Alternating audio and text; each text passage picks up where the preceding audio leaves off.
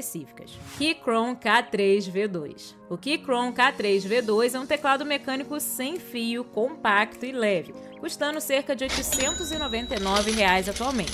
Essa é a segunda versão do Keychron K3, com algumas melhorias. Ele é projetado para ser portátil e oferecer uma experiência de digitação confortável devido ao seu design mais fino e de perfil baixo. O Keychron K3V2 tem teclas feitas de plástico ABS duplo injetado que proporcionam uma sensação suave, porém podem apresentar oleosidade ao longo do tempo segundo algumas avaliações mais críticas. E você pode escolher entre dois tipos de switches aqui, o Gateron Low Profile ou o Keychron Low Profile Optical, o que influencia a sensação de digitar. Infelizmente, o K3V2 não possui um software específico para personalizar algumas funções, mas a empresa sugere o uso de programas de terceiros. E se você é fã de jogos competitivos, a latência aqui desse teclado, embora seja decente, pode não ser a mais ideal do mercado.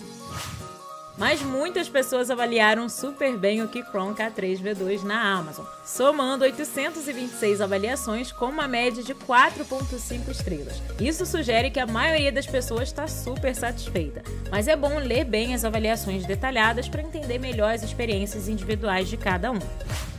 E antes de comprar o Keychron K3V2, é importante você pensar no que realmente precisa. Não deixe de ler as avaliações com atenção para entender melhor os pontos fortes e fracos. E também é importante escolher os switches de acordo com as suas preferências de digitação. E caso a programação de macro seja essencial para você, é importante estar ciente de que o teclado não possui um software dedicado para isso.